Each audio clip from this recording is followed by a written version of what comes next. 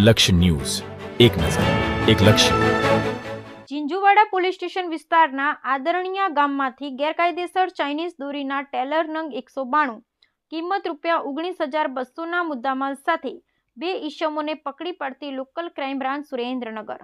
આગામી દિવસોમાં ઉત્તરાયણનો તહેવાર આવતો હોય, જિલ્લા પોલીસ દ્વારા ચાઇનીઝ દોરીના વેચાણ હતા ઈસમો વિરુદ્ધ ખાસ એક્શન પ્લાન તૈયાર કરી હ્યુમન સોર્સની મદદથી વધુમાં વધુ આવા પ્રકારના ગુનાઓ શોધી કાઢવા જિલ્લા પોલીસ દ્વારા ચેકિંગ કરવામાં આવી રહ્યું છે.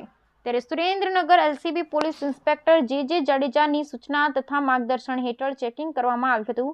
સુરેન્દ્રનગર એલસીબી ટીમ દ્વારા પેટ્રોલિંગ દરમિયાન હકીકત મળેલ કે આદરણીયા ગામની અંદરથી એક ઈસમ ગેરકાયદેસર ચાઇનીઝ દોરીના બોક્સ લઈને ઊભો છે તેવી ચોક્કસ બાતમી રાહે હકીકત મળેલ હોય, જે હકીકત જે જગ્યાએ રેડ કરતા આરોપીના કબજામાંથી ગેરકાયદેસર પ્લાની ચાઇનીઝ દોરીના ટેલર નંગ 192 કિંમત ₹19,200ની ગેરકાયદેસર મુદ્દામાલ મળી આવેલ, જેથી મજકૂર ઈસમોએ સુરેન્દ્રનગર જિલ્લા મેજિસ્ટ્રેટના જાહેરનામાનો ભંગ કરેલ હોય મજકૂર ઈસમ વિરુદ્ધમાં કાયદેસરની કાર્યવાહી કરી ઝીંઝુવાડા પોલીસ સ્ટેશન ખાતે ગુનો નોંધવી અને આગળની કાર્યવાહી હાથ ધરવામાં આવેલ છે.